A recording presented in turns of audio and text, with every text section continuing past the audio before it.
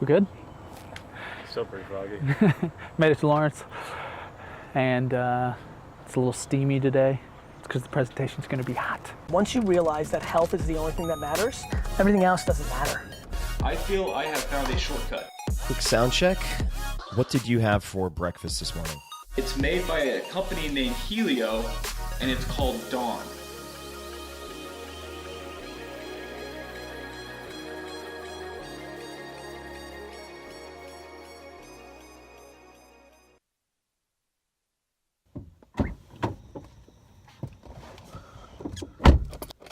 Good morning. A couple minutes before 7. Gonna go meet Jack at the gym, go and give a presentation, do some meetings after that. It's gonna be good.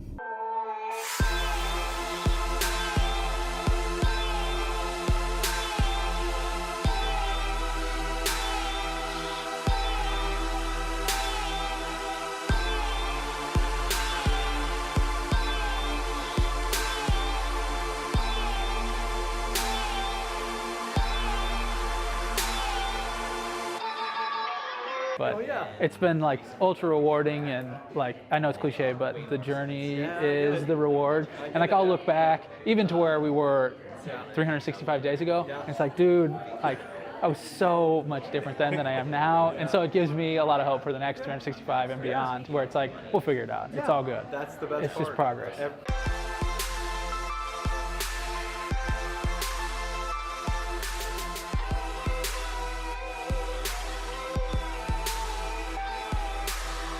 My ideal world is that, yeah, this is a luxury item. We don't need a ton of people. We don't need mass market adoption to be really happy as a company. So I like the idea of it being a luxury product. You know, you can go to Miami and buy an acai bowl for 20 bucks, and it's crazy. This is same price as Chipotle, and a lot of people see Chipotle as like a cheap on-the-go meal. I think where we fit into the meal replacement market is being the high-fat solution.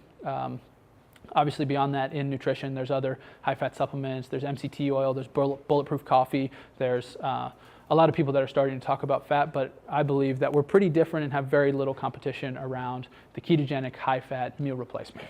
So we just have to develop I just have to develop as an entrepreneur, we have to develop as a company to get to the point where like we can pull some of that stuff off. You know, we're still very much in the scale phase, and I think that it's a good general practice to, you know, like put your oxygen mask on before you put your kid's oxygen mask on. Like we gotta be good, but I think that we will be. And then at that point, like I heard the Brazilian telecom CEO doing a TEDx one time, and he was like, if you have to give back, you've taken too much. And I thought it was really interesting, where he always scaled his business like with just the right amount of luxury and just the right amount of profit, but he also prioritized the fact that like humanity is what matters and people are what matters. And of course you start a business to make some money, but you also start a business to make a difference, in my belief. And so like we want to help people that can't afford to lose the weight, or can't afford to prioritize the cognition, or can't afford to have the convenience because they're rushing out the door to do something important or have a good job or whatever. But there's another like there's a flip to that paradigm where people are like struggling to eat as well. So like I understand that and I get that, but we're also a business, you know. How can we as a 1 million cups community help you? Yeah, so the biggest thing is just connecting with us and hanging with us on social.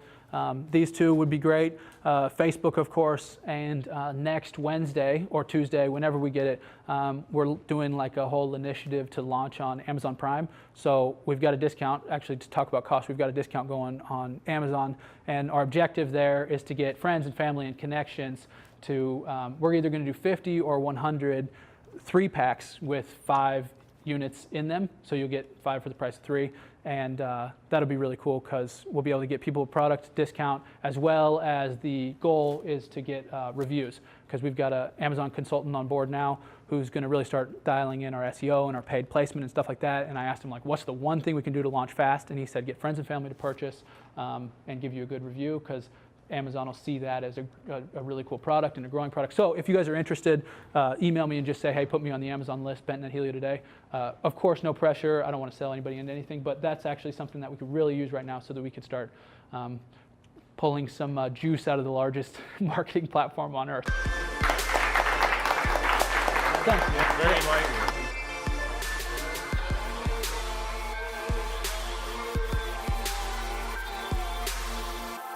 Hey again, Ben. John. Yeah, man. Good to meet you. Hey, I wanted to hear a little bit about the financials behind your company, not like the making money part, but like how did you bootstrap? How did you get funding to do what you're doing? Yeah. And then what would you do if you had like 10x money right now? Yeah. Where would you be at? What would you be trying to do? Great question. So pretty bootstrapped, had some friends and family help, but not like not a massive cash position. It was just like, hey, I got to get this one thing. You know, I have one person to ask for it. Hey, I got to get this other thing. Ask one person for it. So just put it together through relationships. Like she said, like the people are the most important part, because it's some quote like, you know, money's not what you're after, it's about friends, because if you need money, you got friends or whatever. There's like a Abraham Lincoln or something. So that was the model of getting it going. And then I knew that as soon as we started selling products, we would be cash flow positive, and we could, at the bare minimum, reinvest into the inventory that we sold, and then whatever was remaining on top of that, we could either put back into the company or pay as dividends. So that's been the model so far. If we had 10x money right now, our cost of goods would come down, so we could be a lot more aggressive on like influencer sponsoring and affiliate sponsoring and all that stuff, to where we could grow as a brand better, because growing through those channels, I've learned, takes two risks. It takes the risk of betting on John to be a good influencer and talk about it in a good way and share it with a relevant audience. And if he does that successfully, so I'm betting on him first, and then if he does that successfully, I'm betting on his audience to come and buy product, and I'm betting on my ability to be able to fulfill those orders. So it's actually, it's not just sending John a box, it's sending John a box expecting 500 boxes. You know what I mean? Yeah. Thanks. I also saw, like, I was just kind of browsing and saw you did something like Gary Vee. How was that it? Yeah, we met Gary Vee. It was freaking awesome. Really cool to catch him. Like, we look up to that guy a lot. So I'm actually wearing a Gary Vee shirt under this. Patience. Nice. Gary Vee. It's my guy. Because I loved your concept. Thanks, Steve. So what's the product do for a scrawny guy like me that doesn't need to lose fat? Yeah. So we've actually seen, and some research implies that some of the skinniest people are the best carb burners because they have a high metabolism. And so doing fat, because it's a slower oxidation process, can actually go towards more storage, which means muscle building. So the body composition from a skinny person to gaining muscle in sports performance is actually really relevant with a high-fat diet.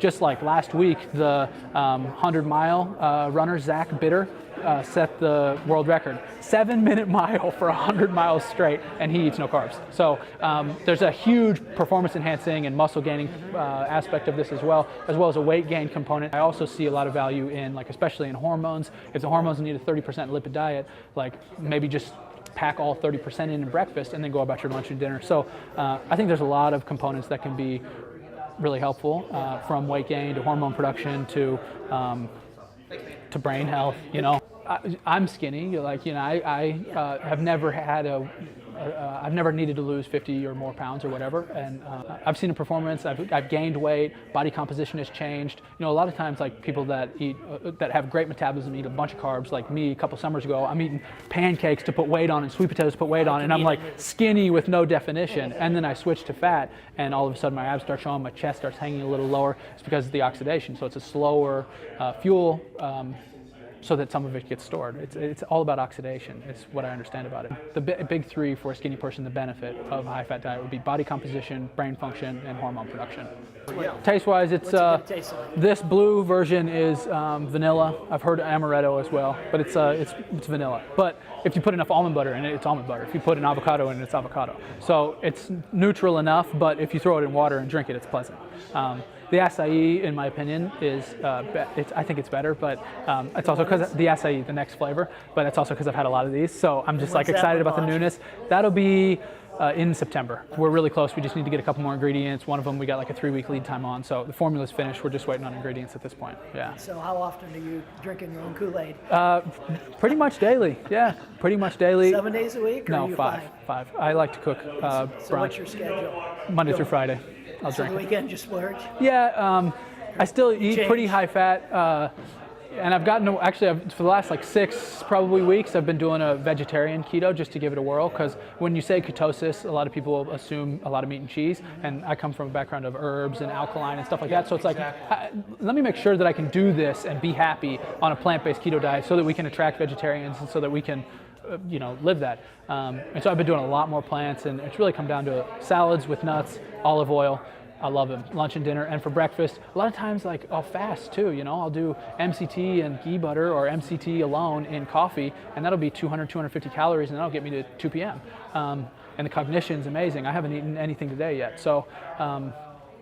Yeah, I mean that's kind of the answer, I guess. And do you have plans, or are you doing anything today on your website? Tell the complete story. I mean, this is one meal you're talking about, right? Yeah. And so, what does the complimentary meal planner look like? What things would you do meal-wise for lunch and dinner if you wanted to follow this diet approach or whatever you want to call it? Yeah. Lifestyle approach. Yeah. Yeah. Because it's completely changing your approach to diet from what we've been taught over the last 50, 60, 70 years. Yeah. So how do you plan for that, or is that even in focus? No, it is. It is in focus, and we've talked a lot about like a food guide, like Helio recommends. I try and keep it really simple and provide a little bit of room for fluctuation, like Dawn with whatever toppings you like, salad with whatever toppings you like with olive oil, salad with whatever toppings you like, and it's pretty easy. Or you can stew up some veggies, or you can do whatever and add some oil to it. The biggest thing, it sounds harder than it is, the biggest thing is avoiding carbs, because you can pack so much carbohydrate, and aka blood sugar, and which means you're storing fat if you have available blood sugar, just from a couple pieces of bread or a hamburger bun. But like, you went and got the same hamburger, and instead of getting hamburger with a bun and fries, you got a hamburger no bun with like an avocado, or hamburger no bun by itself and coleslaw.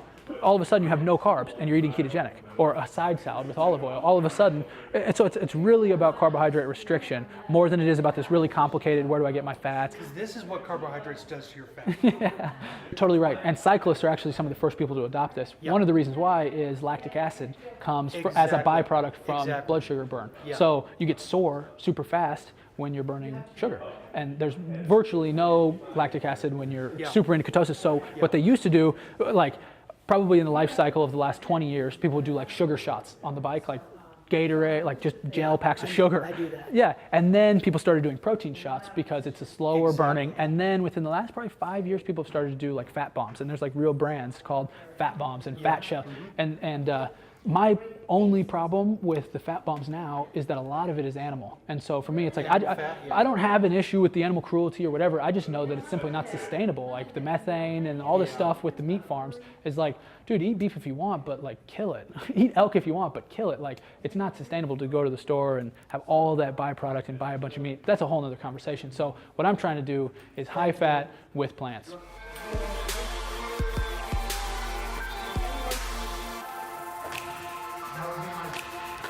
That was good. I had a good time. That was